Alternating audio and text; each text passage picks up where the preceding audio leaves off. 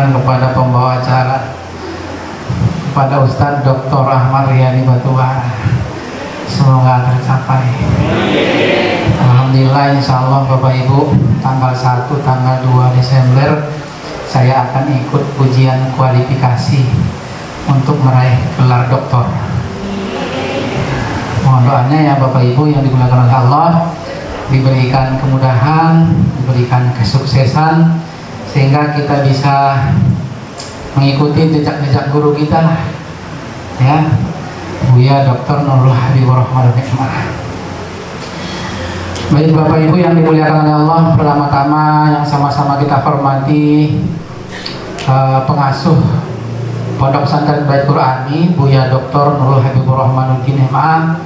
Itu juga yang kita hormati adalah Mudiroh ataupun pimpinan Pondok Pesantren Bait Qur'ani Ustazah Dr. Nurul Hikmah MA. Nah ini kita pengen nanti saya jadi doktor juga, Bu. Mohon doanya ya Bapak Ibu yang dimuliakan oleh Allah.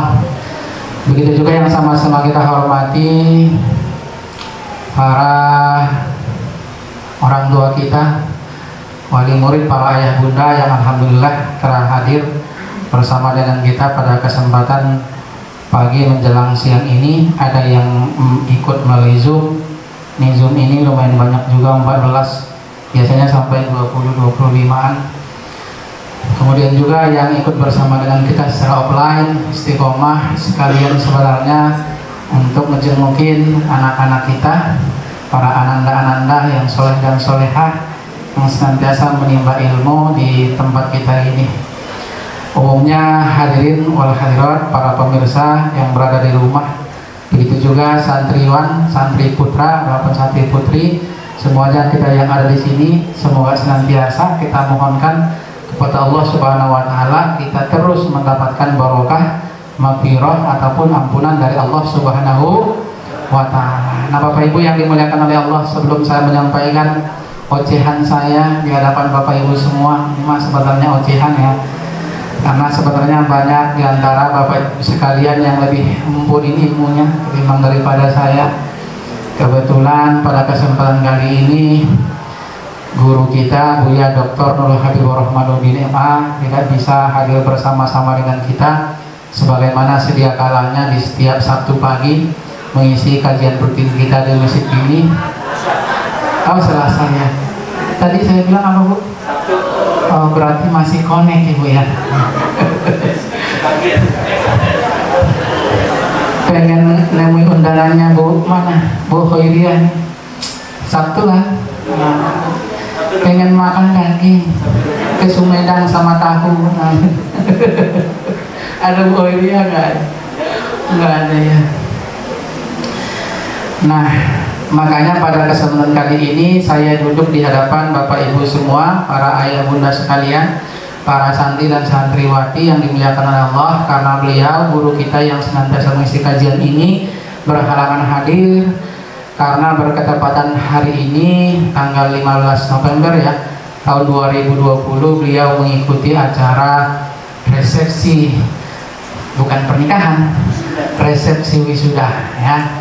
Kalau dulu udah kita adakan acara syukuran di tempat ini juga, kebetulan hari ini baru resmi di wisuda menyandang gelar doktor. Sebenarnya sudah kali dulu selesai kan promosi doktornya. Kebetulan hari ini makanya beliau tidak bisa ngisi kajian kita pada hari yang berbahagia ini. Dan kebiasaannya Bapak Ibu yang dimuliakan Allah, kalau beliau berhalangan hadir, makanya yang ngisi adalah mudiroh. Bukan saya, seharusnya mudiroh. Karena mudiroh itu juga adalah istri beliau, ya pasti akan mendampingi. Nah, ya kan pasti ikut. Mana mungkin saya yang ikut ya. Nah, karena nggak ada lagi yang tinggal Pak, nggak ada rotan, akar pun jadi. Nggak ada akar, apa Pak? Kalau nggak ada akar. Nah itulah Bapak Ibu yang dimuliakan oleh Allah. Makanya saya katakan ini adalah ocehan-ocehan saya saja untuk mengisi waktu kita agar tidak kosong ya di setiap Selasa ini, karena merupakan ini adalah bahagian daripada penghormatan kita terhadap pewakaf tempat kita ini yang telah mewakafkan sebagian hartanya untuk kita bisa menjalankan berbagai proses aktivitas kegiatan belajar mengajar, terutama adalah menghafal Al-Quran tempat ini. Maka kita adakan kajian setiap hari Selasa pagi, makanya biar jangan putus ini. Nah, oleh karena itu bukan berarti saya banyak ilmunya.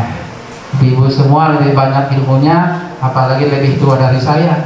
Biasanya yang lebih tua itu banyak ilmunya, Pak. Kan ulama itu tua. Nah, yang dihormati adalah pengalamannya. Dan pelajaran terbaik itu adalah pengalaman. Nah, itu. Bapak Ibu yang dimuliakan oleh Allah. Tapi walaupun begitu, izinkanlah saya menyampaikan sepatah kata nanti pada kesempatan kali ini. Semoga ini membawa barokah dan bisa menambah wawasan kita dalam mengharui dalam kehidupan ini. Bismillahirrahmanirrahim. Tadi saya udah salam ya Bapak Ibu? Udah ya. Salam yang kedua boleh? Ya.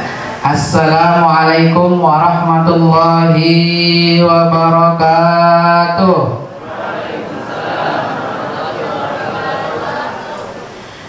Alhamdulillah nahmaduhu wa nasta'inuhu wa nastaghfiruh wa na'udzu billahi min shururi anfusina wa min sayyiati a'malina. May yahdihillahu fala mudhillalah wa may yudlilhu fala hadiyalah.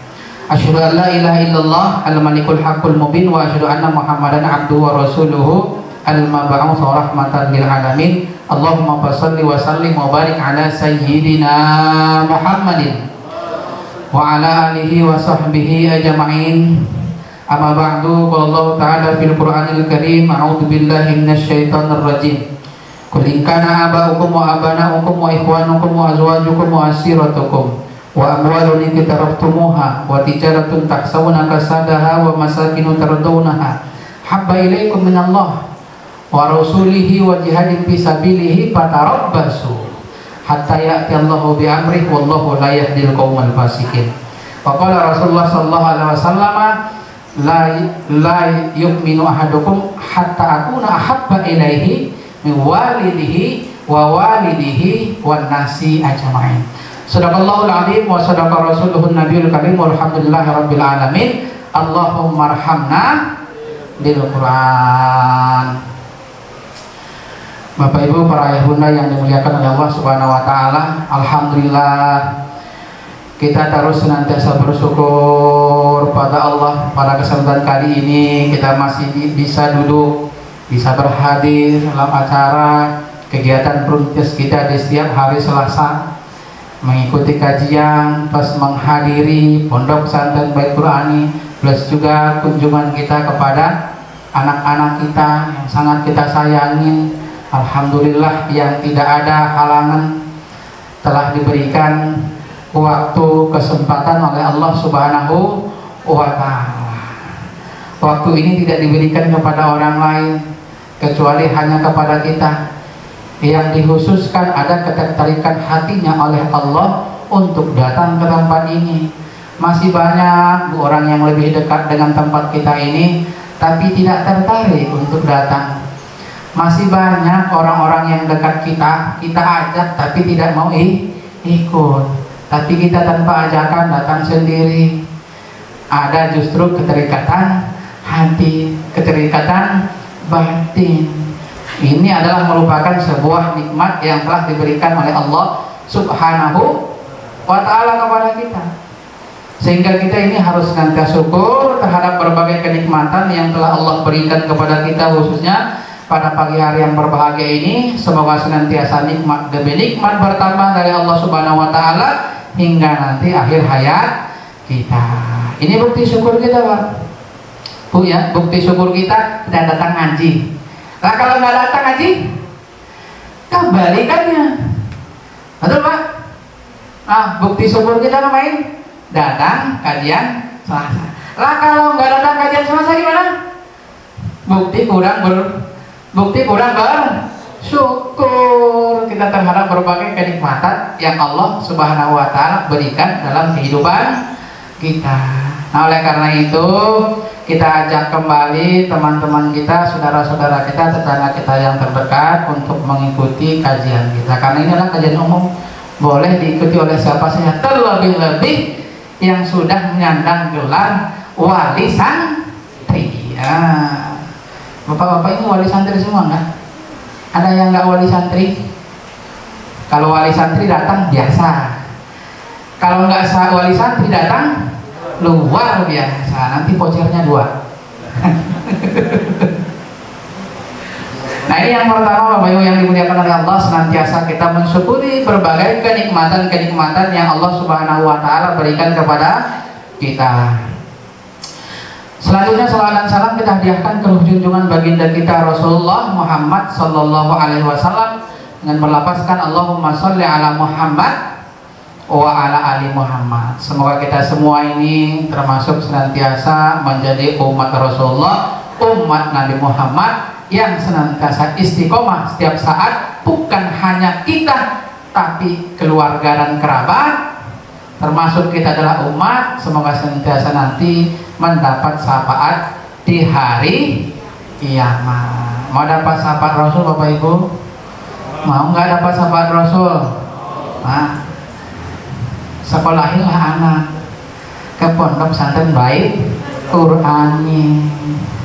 Al-Quran itu bisa jadi syafaat nanti di yaumul kiamat. Syafaat itu Al-Quran. Anak-anak santri belajar mondok pesantren baik Qur'ani itu adalah untuk menghafal Al-Quran. Siapa yang akan disyafatin? Para penghafal Quran. Terus siapa lagi?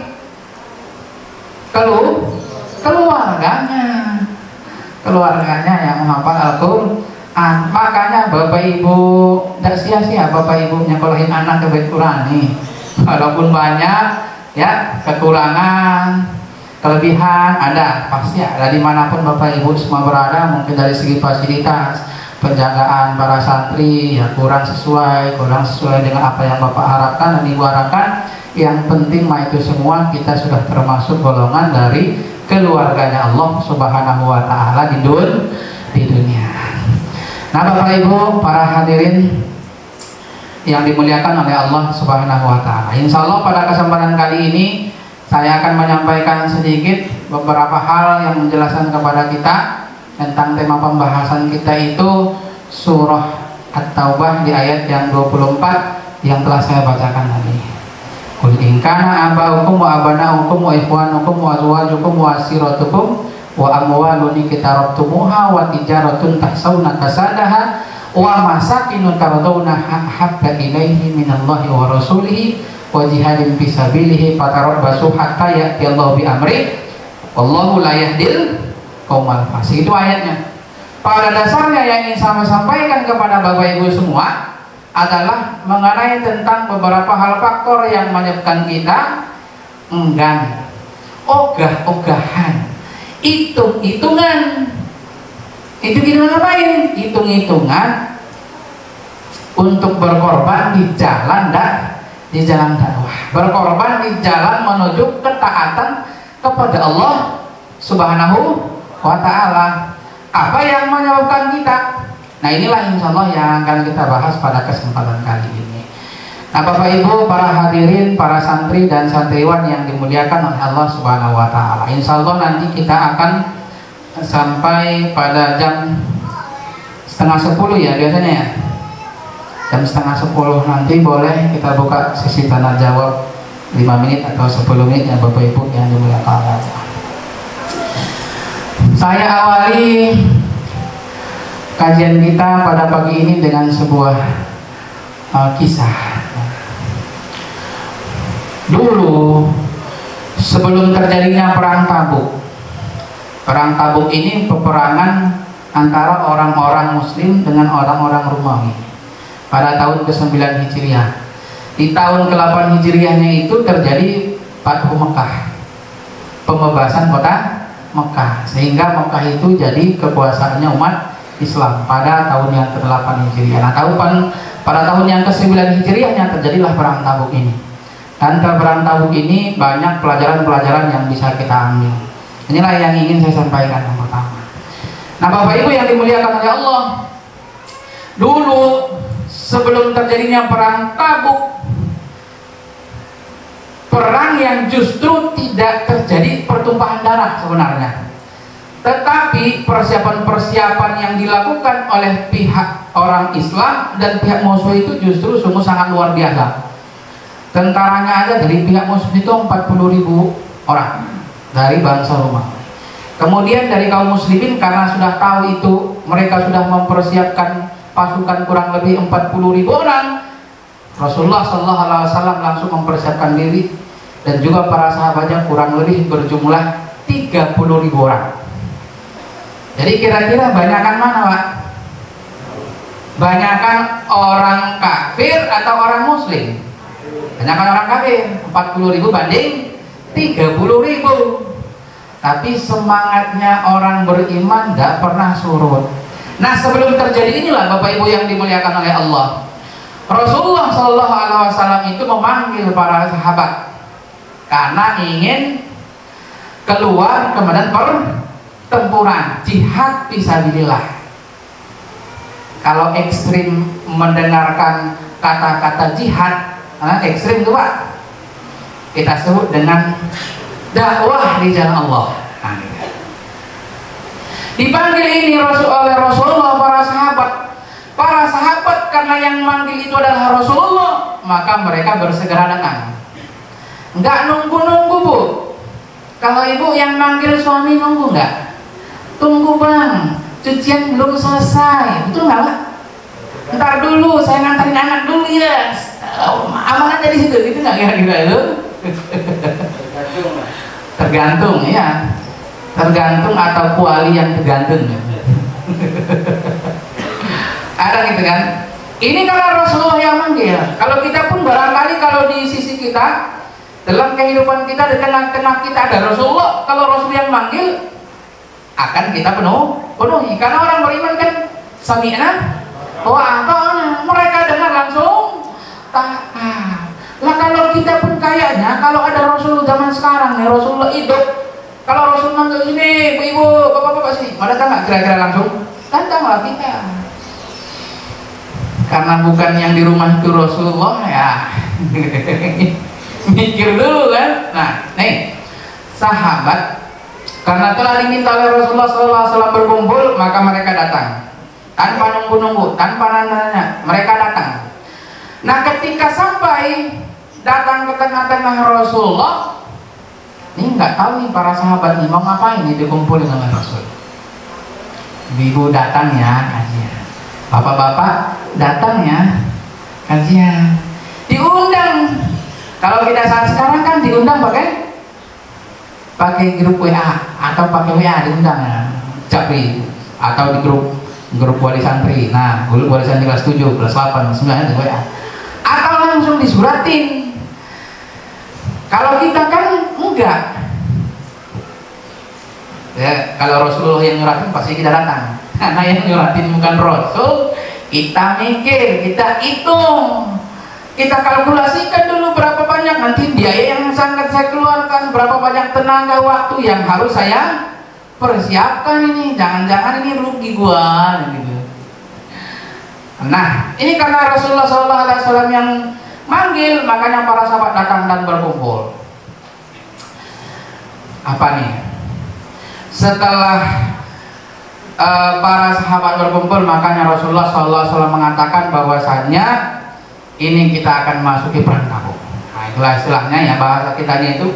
Maka Rasulullah SAW meminta para sahabat untuk menggalang dana. Galang dana, Pak. Jadi dulu ada galang dana? Ada? Ada, masa Rasulullah itu ada galang dana, Pak. Jadi kalau masa kita ini ada galang dana untuk pembangunan asrama, sama dulu, waktu zaman dulu galang dana untuk membiayai perang di jalan Allah. Kira-kira Bapak mau milih mana?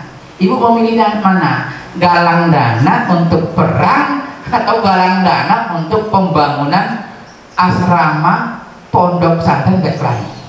Milih mana, Bu? Kalau galang dana Ibu untuk perang, nanti disebut Ibu itu radikal, ya kira-kira.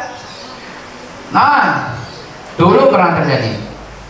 Makanya Rasulullah SAW meminta para sahabat untuk mengumpulkan dana gunanya membantu membiayai perjuangan jihad di jalan Allah.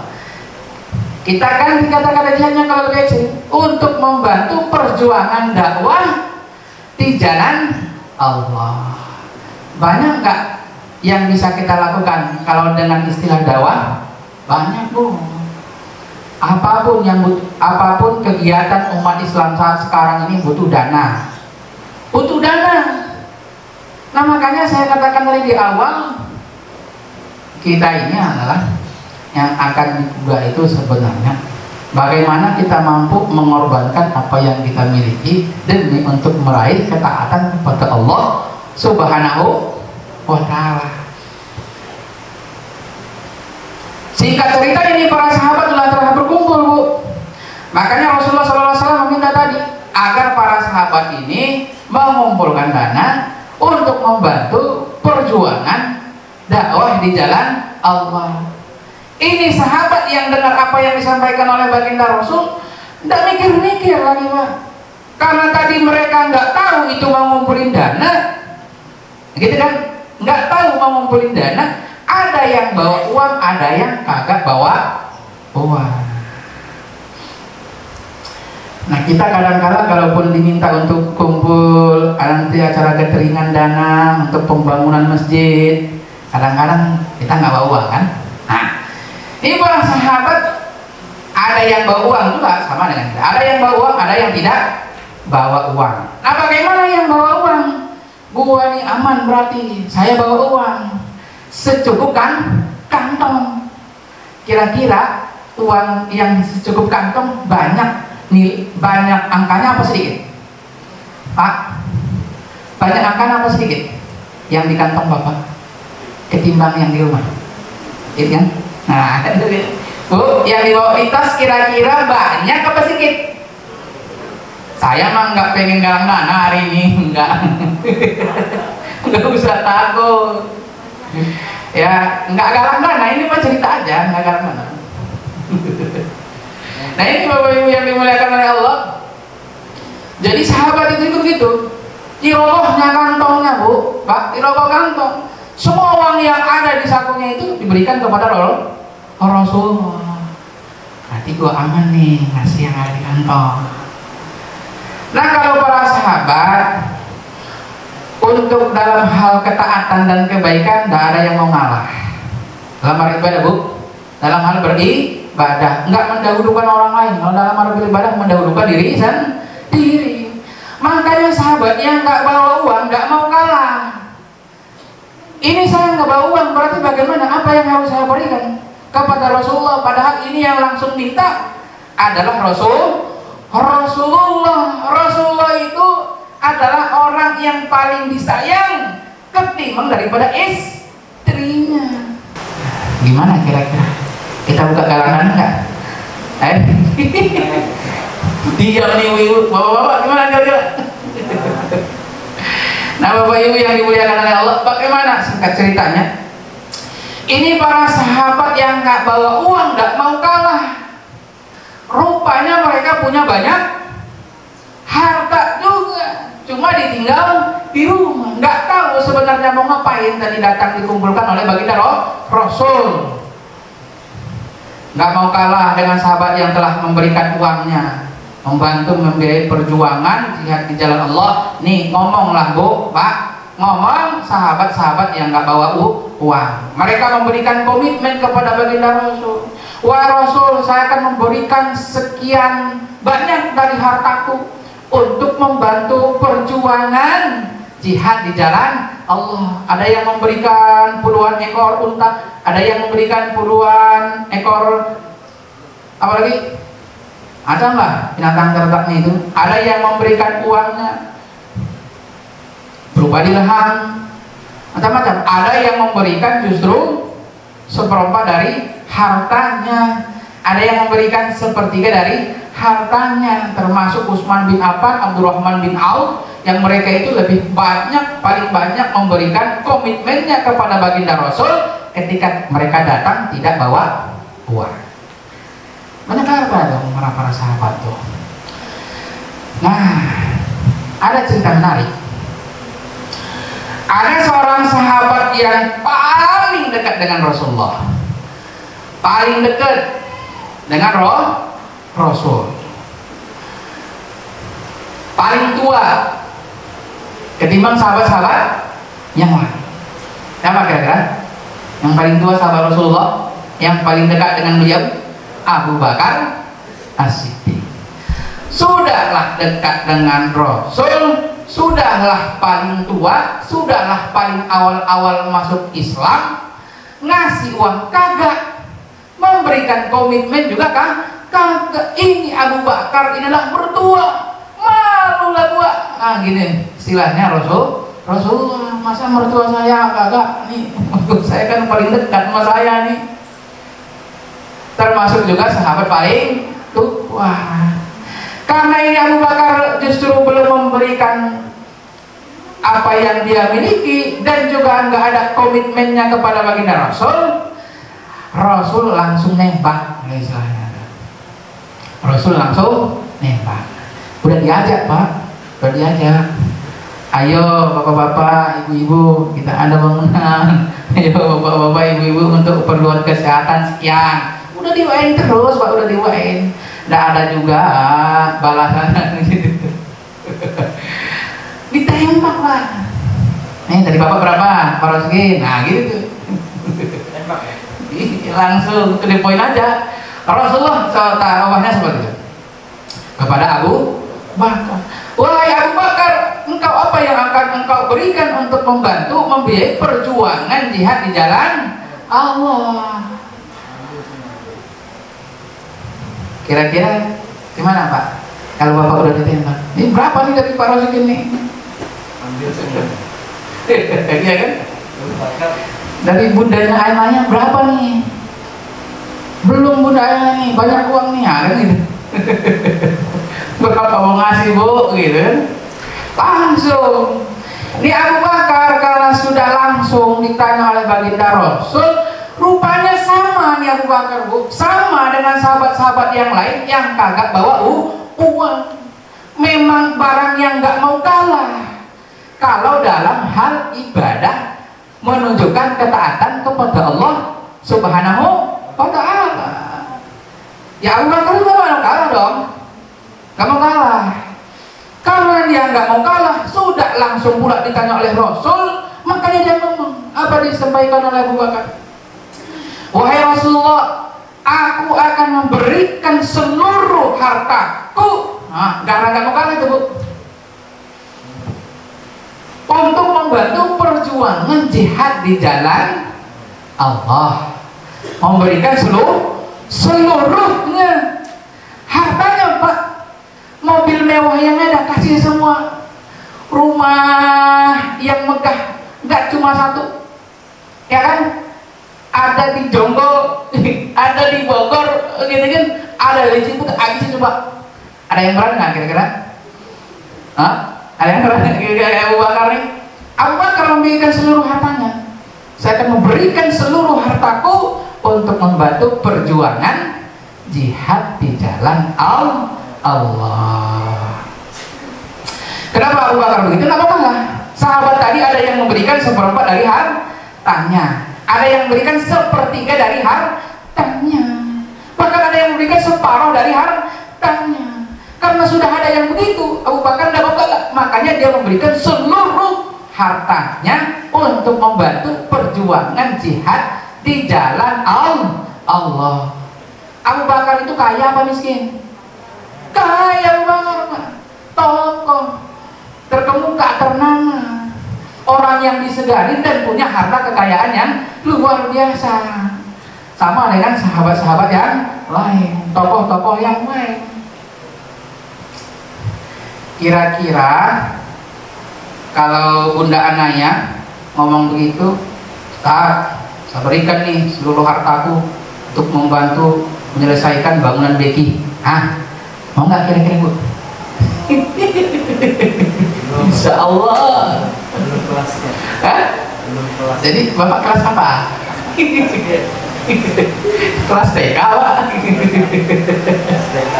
Nah ini nih, ini kan pelajaran nih bagi kita nih. Itulah generasi-generasi awal Pak. generasi-generasi awal dari pendahulu-pendahulu kita. Kita kadang mikir, sudahlah sikit harta, mikir pula kamu ngasih semua kan gitu tuh. Enak nggak kira-kira sikit harta kita kasih aja semua daripada kalau banyak oke lah kan, banyak oke lah kita mikir mau ngasih semua. Ini harta sikit, pikir pula mau ngasih. Padahal kalau mau nyari dapat 2 kali lipat yang sikit tadi. Nah, ragu gue ini, nah gitu lah, bimbang kan. Sahabat seolah-olah nggak yakin lah. Kalau kira bapak-bapak, kira-kira Pak Rosikin ngomong begitu, yakin nggak? Ustaz, saya berikan seluruh hartaku, semua harta yang ada untuk membantu membiayai bangunan pondok pesantren Baitul Ani gitu. Semua yang ada mau dikasih sama Pak Rosikin. Kira-kira yakin nggak bapak-bapak? Yakin nggak kira-kira? Ibu-ibu yakin nggak kira-kira? Teman-temannya ini yang banyak harta nih, kira-kira yakin nggak? Kalau dia itu berkomitmen memberikan seluruh hartanya untuk membantu perjuangan dakwah di Baitul Ani, yakin nggak kira-kira? Ada nggak keraguan dalam hati? Ada nggak kira-kira? Ada kan yang ragu? Dulu sebenarnya begitu juga lah. Ini para sahabat ragu lah. Emang Abu Bakar nggak punya anak, nggak punya istri, nggak punya keluarga? Lah kayak gitu tuh. Jangan-jangan kita ini mah di PHP-in. Nah, makanya kata Rasulullah ragu, agar para sahabat juga tidak timbul keraguan di dalam hatinya, dicecar oleh Rasul. Abu Bakar, jika justru engkau berikan seluruh hartamu untuk membantu perjuangan jihad di jalan Allah, apa yang akan engkau tinggalkan terhadap anak, istri, dan keluarga? Apa jawabannya Abu Bakar? Singkat, padat, jelas. Jawabannya itu justru meyakinkan hati Rasulullah dan meyakinkan hatinya para sahabat. Sehingga para sahabat itu hilanglah keraguannya. Rasulullah pun hilang ragunya. Apa kata Abu Bakar? Wahai Rasul, ketika dia kata, aku akan memberikan seluruh hartaku untuk membantu perjuangan Allah, apa yang akan aku tinggalkan? Kata Abu Bakar, wahai Rasulullah, cukuplah Allah, cukuplah baginda Rasul yang akan tinggal bersama dengan kami. Jelas semua? Jelas tuh? Kira-kira sanggup nggak gayanya Rasulullah dalam hal pengorbanan di jalan Allah? Sanggup nggak Pak kira-kira? Tidur deh. Jangan tidur dong. Ibu-ibu kira-kira sanggup nggak kira-kira Bu? Sanggup nggak kira-kira gayanya Abu Bakar yang kita tiru untuk membantu membiayai perjuangan dakwah di jalan Allah? Sanggup nggak kira-kira? Tanya hatinya kita aja, ya kan? Tanya hati kita saja. Begitulah gambarannya Pak. Bagaimana sahabat-sahabat itu justru rela berkorban demi menggapai ketaatan dan ketakwaan kepada Allah Subhanahu wa Ta'ala. Korban di jalan dakwah. Ini kadang-kala yang sulit kita aplikasikan dalam kehidupan. Korban waktu, mikir-mikir, ya kan? Korban tenaga. Wah ini kan udah tua, yang udah aja. Nah, mikir kita. Korban uang, korban harta, nah mikir kita itu, mikir 2000 kali, bukan 1000 kali, mikir 2000 kali, lewat kotak infak, lewat kotak infak kan, lewat nggak kotak infak, lewat aja sudah gitu, mikir gitu. Tapi ini nggak bilang ibu-ibu dan bapak-bapak banyakin masukin kotak infak, bukan, ilustrasinya aja gitu.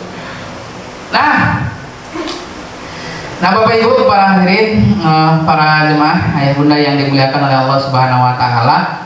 Nah ini gambaran kepada kita sebuah peristiwa bagaimana diajarkan kepada kita tentang arti sebuah pengorbanan dalam menggapai ketaatan kepada Allah Subhanahu wa Ta'ala. Korban secara totalitas, tanpa mikir, tanpa ngitung, ya gitu kan? Ngitung nggak ngitung. Yang penting gua ini sama Allah, yang penting saya ini sama Rasulullah. Ya wajar dong Bu Bakar Ya Bapak bisa nggak kira-kira?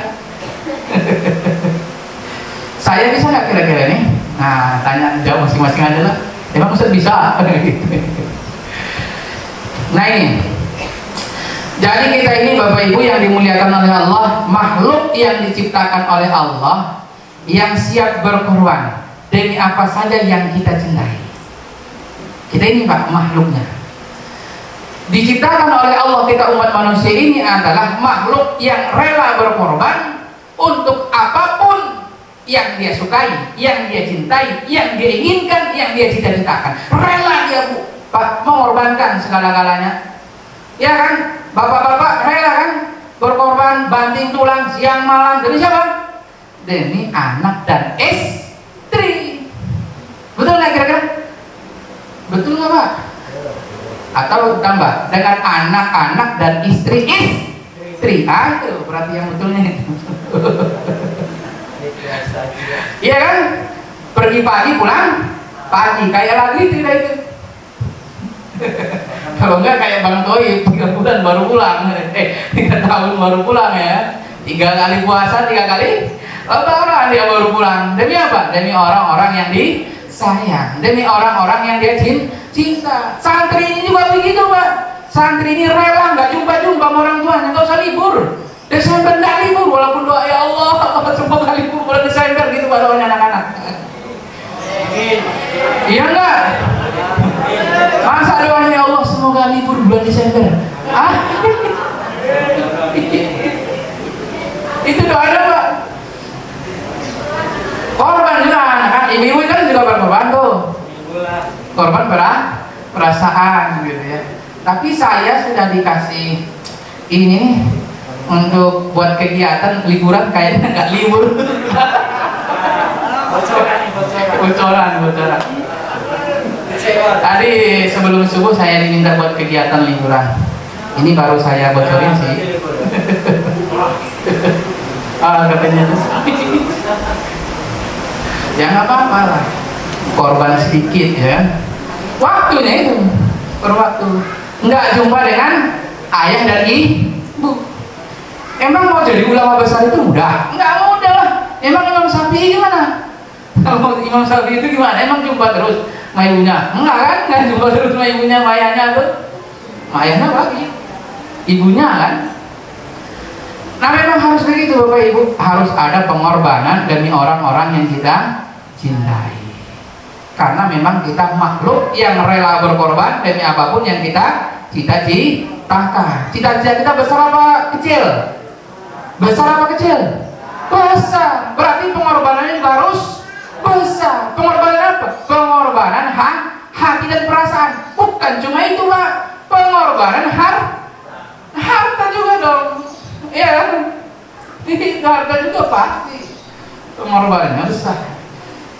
Nah inilah Bu, filosofinya kita makhluk umat manusia ini adalah manusia, makhluk, sosok makhluk yang rela berkorban demi siapapun yang kita cintai. Lihat Bu ya, kalau si bapak itu udah nggak cinta, nggak rela berkorban Bu, itu tandanya. Ya bapak juga gitu, lihat aja Bu, rela berkorban nggak kira-kira, susah senang hidup bersama atau senang-senang terus dan bahagia hidup bersama gitu ya. Janganlah susah ya, jangan susah. Walaupun harta ekonomi kita justru surut, jangan susah lah. Minimal jangan susah. Tetap tenang, adem, damai. Kan itu yang kita inginkan. Sakinah terus sampai tua. Gak apa-apa. Orang pikiran kita tenang ya. Nah, yang penting kan tenang. Banyak uang gak tenang gimana? Banyak harta gak tenang gimana? Makin cepat tua. Makin cepat tua, makin cepat is dead gitu orang. Nah Bapak Ibu yang dimuliakan oleh Allah, sebagian itu anggap saja tidak seriusnya, itu iklannya ya Bapak Ibu yang dimuliakan oleh Allah. Jadi inilah secara filosofinya, kita itu makhluk manusia yang diciptakan oleh Allah, rela berkorban demi siapapun yang kita cintai. Yang kedua yang harus kita pahami, bahwasanya tidak semua, ini harus kita pahami, tidak semua umat manusia ini rela berkorban dalam hal ketaatan kepada Allah. Ada yang sebaliknya, kalau yang tadi kan contohnya itu para sahabat rela berkorban menghabiskan hartanya demi menggapai ketaatan kepada Allah Subhanahu wa ta'ala. Karena memang pada filosofinya kita makhluk yang justru rela berkorban demi apa yang kita cintai. Tapi ingat, tidak semua manusia ini rela berkorban di jalan dakwah. Tidak semua kita umat manusia ini rela berkorban dalam kebaikan. Ada yang sebaliknya, orang yang rela berkorban demi kemaksiatan kepada Allah. Ada yang gitu, ngabiskan uangnya, ngabiskan hartanya, ngabiskan apa yang dimilikinya hanyalah untuk maksiat di jalan Allah, menghalang-halangi lajunya perjuangan dakwah. Minimalnya saya halang ini lajunya perjuangan dakwah ini, pondok pesantren Bait Quran ini. Ada yang gitu? Ada. Gua nggak kasih izin nih, kerja gitu ya, nggak kasih izin nih. Susah tuh. Ada banyak banyak. Kalau kita mengikuti sosial media itu kan banyak kita lihat tuh, bagaimana orang yang banyak harta, banyak uang, banyak istri, nah gitu tuh, mengorbankan harta dan uangnya hanyalah untuk maksiat di jalan Allah, bukan untuk menggapai ketaatan kepada Allah Subhanahu wa ta'ala. Duit dihambur-hamburkan, duit dihambur-hamburkan, miliaran Pak disediakan duit untuk apa? Ngedor temannya, kan tidak ada yang gitu kan? Untuk ngedor temannya tuh, gua kasih 4 miliar, ya kan? 4 miliar apa berapa Pak?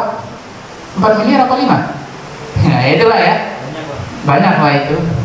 Pokoknya kalau udah 4 miliar, 5 miliar banyak lah. Saya juga nggak bisa ngitung kayak hitung pakai tangan itu. Ibu masih bisa ngitung pakai tangan 5 miliar? Sanggup?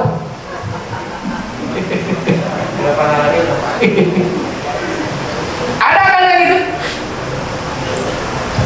Jadi tidak semua. Kita tinggal pilih aja, tinggal pilih kita. Kita ini mau korbanin harta kita di jalan taat pada Allah, di jalan dakwah, atau justru di jalan maksiat. Milih aja Pak, milih aja kita. Mau di jalan ketaatan atau jalan maksiat kepada Allah Subhanahu wa ta'ala. Makanya dulu ada sejarahnya, ada ceritanya. Bagaimana orang-orang munafik yang punya sifat begitu Pak. Orang ada duit, tapi duit dihambur-hamburkan di jalan kemaksiatan kepada Allah, untuk menyetop lajunya perjuangan dakwah di jalan Islam tuh. Itu sifatnya orang munafik. Dulu pernah terjadi juga. Dulu pernah terjadi. Setelah jadinya Masjid Rasulullah yang bernama, misalnya Masjid Kuba yang atapnya dari pelepah kurma, namanya itu. Ini orang munafik nggak senang ngelihat Rasulullah punya masjid. Singkat cerita Pak, orang munafik ngumpulin uang, ngumpulin dana, ada tuh galang dana orang-orang munafik, mengumpulkan uangnya, mengumpulkan dananya, mengorbankan reputasinya, mengorbankan taktanya, mengorbankan kekuasaannya, ngumpulin dana untuk membangun bangunan yang lebih megah ketimbang dari Masjid Rasulullah, Masjid Kuba itu. Membangun bangunan yang lebih indah, yang lebih besar ketimbang daripada masjidnya Rasulullah Muhammad SAW. Itu dilakukan oleh orang-orang munafik pada zaman dahulu. Setelah kita zaman Bahola dilakukan Pak. Untuk apa? Jadi orang-orang munafik ini justru menghabiskan hartanya untuk itu. Nah, jadi kalau orang munafik kan begitu, apa yang diomongin, apa yang diperbuat beda yang apa yang ada di dalam hati. Ngomong A kerjain B, ngomong B kerjain C. Nah, janji maksud. Nah, itu janji hanya tinggal janji. Kayak lagu juga itu. Janji tinggal janji. Nah, gitu. Orang munafik juga begitu. Nah, Allah Subhanahu wa ta'ala mau tahu apa yang ada tersimpan di dalam hati orang-orang munafik. Itulah yang disebut dengan istilah masjid diror. Kenapa ini dibakar oleh Rasulullah? Kenapa ini justru diruntuhkan oleh Rasul padahal lebih megah dari masjidnya Rasul, lebih indah, lebih besar, lebih kokoh, lebih kuat. Tapi kenapa diomongkan oleh baginda Rasul? Karena ini masjid didirikan oleh orang-orang munafik, fungsinya hanyalah untuk memecah belah kesatuan dan persatuan umat Islam pada ketika itu agar nggak nyatu, agar mudah justru dirongrong, agar mudah justru dirusak itu Islam dan kaum muslimin. Makanya Rasulullah SAW tak mau datang memerintahkan untuk itu masjid dibongkar. Sebagai riwayat disebutkan dibakar. Nah, ini contoh pengorbanan di dalam kemaksiatan kepada Allah. Singkatnya nih Pak, saat sekarang ini kalau kita lihat banyak orang-orang yang mengorbankan harta dan uangnya untuk maksiat di jalan Allah, itu mah biasalah kalau orangnya tidak ada keimanan di dalam hati.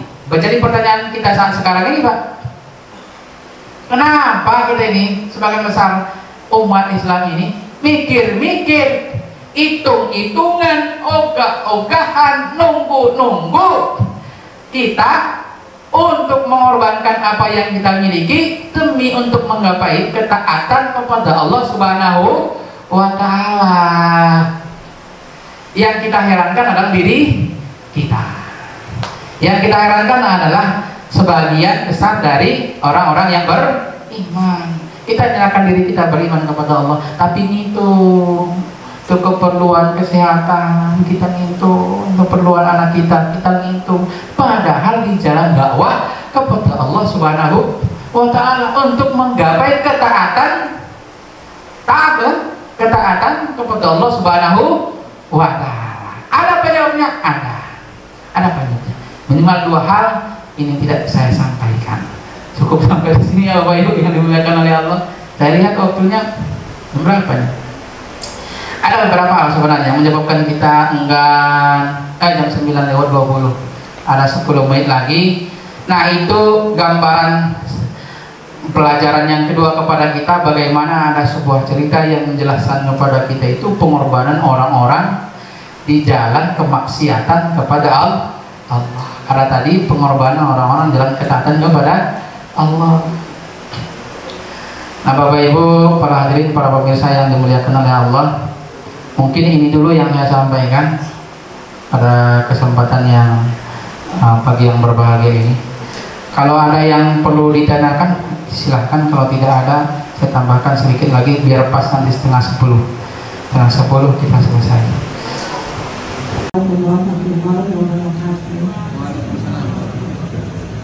Ustaz, Abdul bertanya, bagaimana kehidupan Abu Bakar As-Siddiq dalam berdakwah, dalam menegakkan Islam yang kafah? Assalamualaikum warahmatullahi wabarakatuh. Pertanyaannya adalah tentang sirah, bagaimana kehidupannya, bagaimana kehidupan Abu Bakar As-Siddiq dalam berdakwah menegakkan Islam yang kafah. Kehidupan Abu Bakar As-Siddiq itu justru sangat panjang, sama dengan kita bercerita bagaimana tentang sirah baginda Rasulullah Muhammad SAW mulai dari dia lahir. Sangat panjang Bu. Tapi ada beberapa sisi-sisi yang bisa kita ambil pelajaran dalam justru menjalankan dakwah untuk menegakkan syariat Allah Subhanahu wa Ta'ala secara kafah di dalam kehidupan. Sebenarnya syariah yang kafah itu kan telah rampung ketika masih semasa Rasulullah Muhammad Shallallahu Alaihi Wasallam. Abu Bakar pada masa itu juga adalah yang membantu baginda Rasulullah Shallallahu Alaihi Wasallam dalam berjuang menegakkan syariat Allah Subhanahu Wa Taala bisa diterapkan secara kafah di dalam kehidupan. Memang ada juga andil para sahabat yang lain, bukan cuma Rasulullah Shallallahu Alaihi Wasallam. Nah, oleh karena itu kehidupan baginda Rasulullah SAW itu justru bagian dari gambaran kehidupannya Abu Bakar As-Siddiq. Jauh akan nanti banyak. Kita lihat aja Islam. Ibu bisa mengingat atau pernah barangkali dengar bagaimana Rasulullah SAW ketika Isra dan Mi'rajnya, ya, itu adalah salah satu contoh Contoh bagaimana membenarkan, meyakini seyakin-yakinnya apapun yang datang dari baginda Rasul, walaupun kadang-kadang logika kita tidak bisa nerima. Walaupun kadang-kadang logika kita tidak bisa nerima. Bagaimana logika umat manusia pada ketika itu? Orang berjalan dari Masjidil Haram ke Masjidil Aqsa. Dari Masjidil Aqsa naik ke Sidratul Muntaha, ke langit.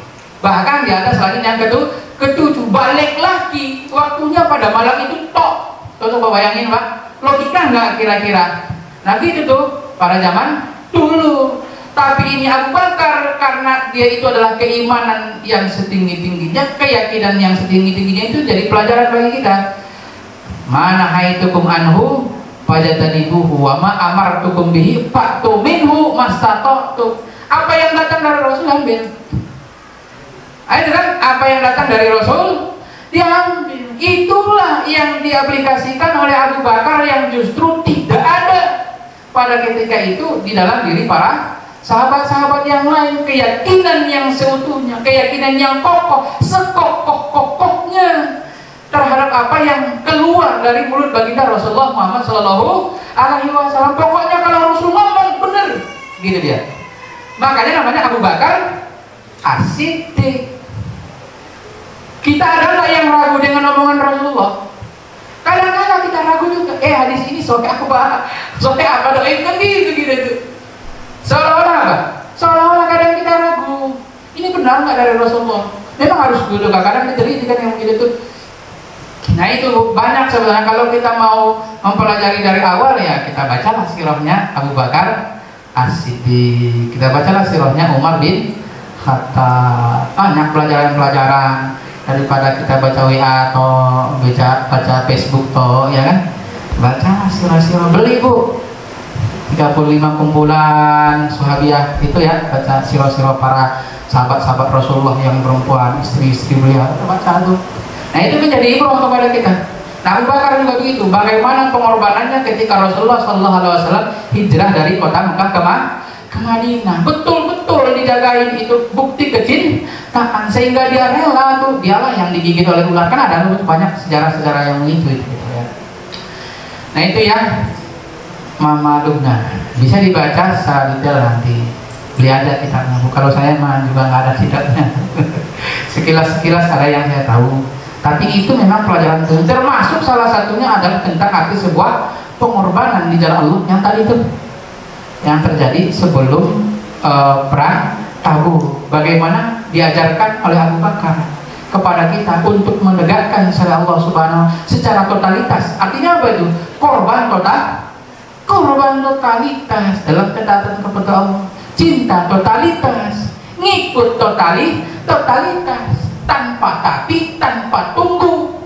Nah gitu kan, tanpa mikir nggak kira-kira itu, nggak mikir lagi kan, apa nanti yang mau saya berikan kepada anak dan istri, nggak mikir lagi deh. Kenapa? Ada Allah, ada Rasulullah. Pertanyaannya, saya nanya nih, kenapa sahabat-sahabat yang lain tidak mikir kayak Abu Bakar?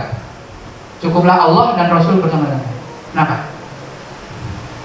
Abu Bakar bisa gitu, kenapa? Rasulullah menantunya. Ya nggak kira-kira? Emang kalau Abu Bakar kelaparan dibiarin sama menantu? Emang ibu-ibu, bapak-bapak kalau kelaparan dibiarin mana? Mantu? Nggak mungkin kan? Nah, menantunya Rasulullah. Itu tuh. Nah itu keistimewaan Abu Bakar salah satunya itu, tapi tidak dimiliki oleh Umar. Walaupun Umar adalah termasuk juga mertuanya baginda Rasulullah Muhammad SAW. Saya sahabat mertuanya juga. Nah Abu Bakar udah sampai ke sana barangkali itu. Nggak mungkin lah saya terlantar. Kenapa? Rasulullah itu mantu saya. Akan gitu. Abu Bakar dia merasa mertuanya Rasul. Ya wajarnya aja, logikanya gitu kan. Udah kasih aja semua. Lah kita ini udah sedikit harta masih mikir mau ngasih. Kasih aja semua, cari yang lebih besar lagi dapat juga dari itu kan gitu maksudnya tuh. Assalamualaikum warahmatullahi wabarakatuh. Langsung saja saya mau bertanya, karena memang kejadian seperti yang Ustaz tadi bicarakan di masyarakat juga sering terjadi. Misalnya kita diundang untuk rapat misalnya pembuatan bangunan sekolah atau masjid. Kadang-kadang saya sendiri suka nggak mikir lagi dengan ibu di rumah kalau memberikan sesuatu gitu ya. Nah, misalnya kita tembak buat tulis nih sekian gitu kan, saya kadang-kadang menyatakan sekian gitu. Tapi saya nggak mikir lagi nanti istri di rumah izinin apa enggak gitu. Nah, kadang-kadang sering begitu. Tapi ya mudah-mudahan begitu kita pulang kita laporan tadi ini ayah memberikan untuk bangunan ini sekian, untuk ini sekian. Tapi yang mudah sih istri itu langsung menerima gitu. Itu boleh kok nggak? Kalau kita kan berkeluarga nih, kita langsung seperti itu. Demikian pertanyaan saya. Mohon maaf, saya Assalamualaikum warahmatullahi wabarakatuh. Nah, Bapak mau menyumbang sekian gitu ya. Nah, tapi Bapak ngomong dulu ke istri gitu. Enggak. Oh, langsung saja. Nah, Bapak datang tinggal ngomong, saya tadi udah ngasih sekian. Boleh nggak seperti itu? Ini asik nih sebenarnya Bapak Ibu. Kalau Bapak memberikan harta istri ya ngomonglah. Jadi Bapak memberikan harta siapa? Nah, tapi juga ya. Jangan pula kita ngasih harta orang. Ngasihlah harta sendiri. Mentang-mentang suami, baju-baju suami kasih semua orang. Orang kira-kira suami sendiri kok lagi itu. Mentang-mentang istri ini namanya, istri gua kok baju istri banyak nih. Udahlah, kebetulan ada nih mau ini dikirim baju-baju bekas, jangan bawa baju istri, semua tinggalin 5. Kira-kira boleh nggak kira-kira itu? Baju istri semua diambil gitu. Kira-kira ibu rela nggak kira-kira? Rela nggak kira-kira? Bu, Bapak nggak ada izin, ambilin aja kerudung ibu semua, jilbab semua tuh. Udah disedekahin sama orang, nggak ngomong-ngomong, habis ini saya baru ngomong bu, gimana kira-kira? Itu duit yang beli siapa kan gitu? Perang dulu lah. Nah, nanti perang itu, perang Ukraina dengan Rusia itu jadinya itu. Diganti yang baru. Nah, lihat hartanya mah. Lihatlah hartanya. Kalau memang harta itu adalah harta milik Bapak, ya tidak ada kewajiban untuk minta izin terhadap istri. Menyampaikan ya alangkah lebih bagus. Musyawarah alangkah lebih baik. Deh, nih saya mau berikan ini, oke ya. Oke lah bang, udah. Alangkah lebih baik dan lebih bagus. Apalagi yang diberikan hak orang gitu, hak orang. Jadi kalau harta Bapak, nah silahkan, ya. Yang punya harta gua gitu. Ya udah gua juga lah, nggak perlu harus minta izin dari orang lain. Apalagi kita wah beda dengan istri, beda. Ya kan harus ada izin. Tapi kalau harta sendiri mah enggak. Harta sendiri tidak. Silahkanlah ibu. Kalau mau berikan kepada siapapun, berikan ke masjid semua, berikanlah semua ke masjid. Tapi alangkah lebih bagus ibu berikan ke suami semua. Ya kan Mak? Ya kan kira-kira? Ya iyalah. Karena duit suami itu juga adalah untuk kebutuhan seluruh keluarga. Duit ibu untuk ibu tok. Ya nggak kira-kira? Iyalah. Kalau mau ngasih lah suami, bang nih, nah kasih semua sama lo. Bapak-bapak, ya alhamdulillah. Ini yang ibu-ibu nih, ya, yang gajinya gede, ya itu bapak senang lah. Kalau bapak yang dapat rekeningnya, kalau enggak juga, ya udah DL gitu. Boleh nggak begitu Pak? Boleh. Apakah wajib untuk memberikan meminta izin kepada istri? Nggak wajib juga, nggak wajib. Wajib nggak? Bapak kalau keluar rumah wajib nggak ngasih tahu istri? Hah? Ini masalah wajib nggak kira-kira? Kalau ibu keluar rumah wajib nggak ngomong ke suami? Wajib. Jadi jangan samakan, jangan disamakan. Suami kalau belum biar aja udah. Emang nggak wajib ngomong sama istri, tapi alangkah lebih baik biar istri tidak was. Wah, jangan-jangan ke rumah yang sambil tangannya begini-begini. Udah jam berapa nih? Nah itu ya Pak ya. Jadi ya memang banyak yang harus banyak yang harus kita jaga. Namanya kita itu justru berkeluarga. Menjaga hati itu termasuk salah satu kewajiban. Jadi kewajiban itu bukan cuma memberikan nafkah, menjaga hati, memberikan perhatian juga adalah merupakan kewajiban. Ibu harus perhatian sama bapak, bapak juga harus perhatian sama ibu.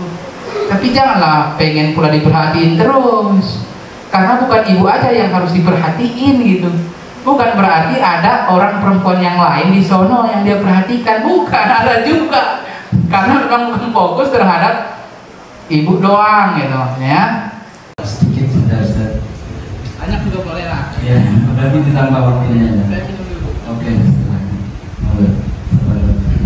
Ya, mungkin ini berkaitan dengan apa yang dinamakan dengan dosa investasi. Kita tidak melakukan, tapi kita dapat dosanya. Apa? Banyak pencurian, perzinahan dan lain sebagainya. Di mana tempatnya, pengurusan jenazah yang tidak sesuai misalnya, atau bahkan diabaikan, kita terkena dosanya. Itu namanya dosa investasi.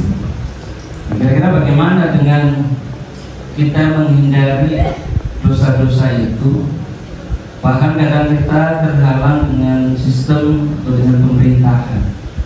Sama Al-Baqarah misalnya, sama-sama kita dipanggil ya ayyuhalladzina amanu untuk melaksanakan puasa, kita lakukan puasa.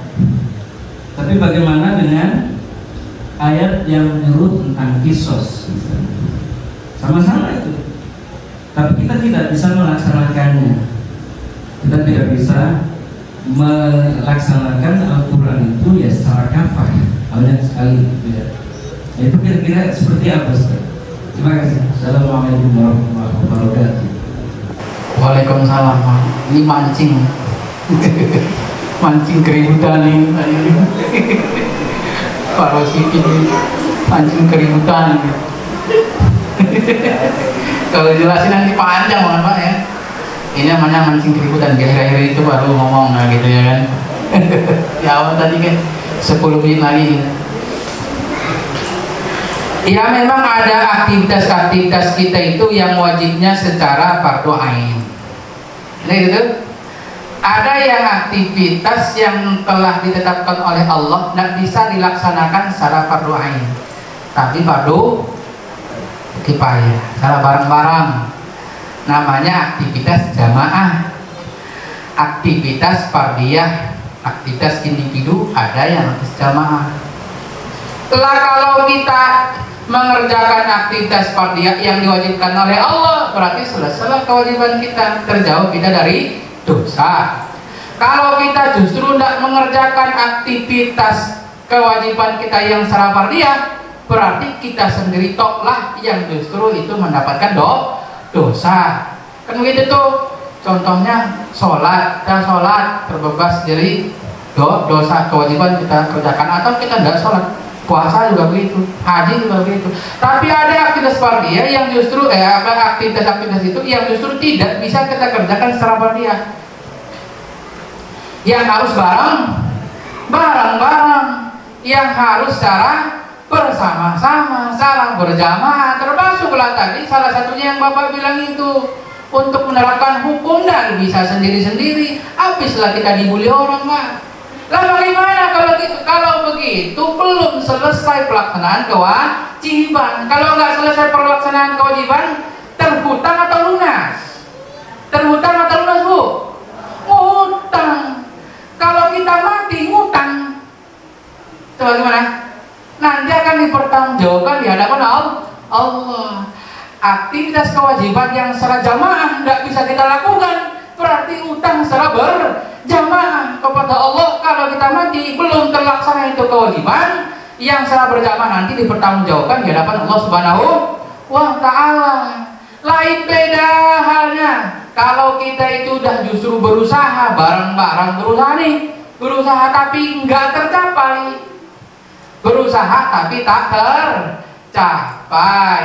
Lain halnya Bapak udah niat mau melaksanakan haji tahun 2023, udah daftar, udah bayar paro, atau udah lunas, tinggal menunggu jadwal keberangkatan. sebulan lagi, 3 hari lagi mau berangkat meninggal, gimana kira-kira? Kira-kira, padahal bapak sanggup. Secara hukumnya bapak sudah terhitung kan begitu tuh, sudah terhitung pelaksanaan kewajiban yang telah ditetapkan oleh Allah Subhanahu wa Ta'ala. Kami nggak sampai saja umur di situ. Bisa nggak sendiri? Ada yang mau jihad sendiri? Nggak ada, teman mati konyol kan begitu tuh. Nah, aktivitas jihad juga adalah secara berjamaah. Makanya kalau Imam Syafi'i jihad itu wajib sekali dalam setahun. Yang pakai mazhab Syafi'i sekali dalam. Bapak udah jihad belum? Pakai mazhab Syafi'i? Udah satu. Kalau ikut Imam Syafi'i lagi gitu lah istilahnya. Paham nggak kira-kira? Kalau jamaah itu sebenarnya tanggung jawab ya. Gimana? Tanggung jawabnya siapa? Nah ini berat lagi ini. Iya, kita bisa juga. Oh iya, tanggung jawab siapa? Tanggung jawab bersama. Kan bersama-sama tuh. Bersama-sama dong Pak bertanggung jawab kan. Jangan bilang lagi pemerintah, nanti saya digeret-geret ke sana. Tanggung jawab bersama masyarakat dan pemerintah. Karena kan secara berjamaah tuh cara berapa? Ya kalau masyarakat bisa mewujudkan itu ya alhamdulillah. Alhamdulillah selesailah kewajiban secara berjamaah. Tapi alangkah nanti agak rumitnya kalau itu adalah hanya sekelompok masyarakat saja, tidak seluruhnya. Nah perubahan itu penting, perubahan secara berjamaah. Nah, insya Allah. Nah kalau kata singkatnya mah ya tegakkan syariat Allah. Kayaknya belum puas nih. Ya tegakkan khilafah nih itu lah. Tapi jangan saya sampaikan lagi secara ini ya, secara detail. Kalau nanti saya sampaikan secara detail di luar aja. Nah, di barang-barang mas saya di luar, di basement Pak. Masalahnya nanti pengadilan Allah kan Iya. Iya. Tanggung. Terima kasih. Oh iya. Bisa ya di bawah ya. Ini Pak Rosik ini mancing-mancing. Nah baik Bapak Ibu yang dimuliakan oleh Allah, mungkin ini yang bisa saya sampaikan pada kesempatan kali ini. Semoga ini bisa menambah wawasan bagi kita. Kita tiru bagaimana kehidupan Abu Bakar tadi yang justru memang taat, korban secara totalitas untuk menggapai ketaatan kepada Allah Subhanahu wa Ta'ala. Level-levelnya pasti ada. Kalau kata Pak Rosikin tadi ya memang belum kelasnya, ya memang para sahabat juga begitu, nggak semua memang yang memberikan seluruh hartanya. Ada tadi yang hanya memberikan apa yang ada di kantongnya, ada memberikan sekian dari harta, ada yang memberikan ya memang yang banyak-banyak, yang banyak lah dikasih. Karena itulah sebenarnya sedekah yang paling baik, sedekah dari orang kaya. Orang-orang kaya, dia kaya banyak lah yang dikasih. Kalau bisa ya semua kayak Abu Bakar. Nah Bapak Ibu, para hadirin, para jemaah yang dimuliakan oleh Allah, mungkin ini yang bisa saya sampaikan. Semoga ini bisa menambah wawasan bagi kita semua. Ini mah hanya sekedar ocehan saja. Semoga bisa bermanfaat lah, bisa kita ajarkan, bisa kita aplikasikan, terutama mah bisa menjadi nambah wawasan bagi kita semua. Mungkin ini yang bisa saya sampaikan. Ada salah, ada hilaf. Apa yang saya sampaikan penyampaian yang kurang pas dan tidak sesuai dengan apa yang Bapak harapkan, termasuk Pak Rosikin tadi saya tahu harapannya, tapi harapan Pak Rosikin tidak saya kasih di sini. Nah, insya Allah nanti di bawah ya Pak. Mungkin kalau ada kata-kata saya yang salah, penyampaian saya yang kurang tepat, mohonlah untuk dimaafkan. Silahkan nanti diluruskan maksud dan tujuannya sehingga justru tidak ada sangkut paut kita di hadapan Allah Subhanahu wa Ta'ala. Terima kasih atas segala perhatian Bapak Ibu, atas segala keceriaannya yang sudah hadir, baik melalui Zoom ataupun yang telah langsung bersama dengan kita secara offline di masjid ini. Semoga kita semua senantiasa mendapatkan barokah, limpahan rahmat, sakinah dan ketenangan dalam diri kita dan keluarga kita semua. Dijauhkan oleh Allah kita dari mara bahaya musibah, juga penyakit yang melanda negeri kita. Billahi taufiq wal hidayah. Wassalamualaikum warahmatullahi wabarakatuh.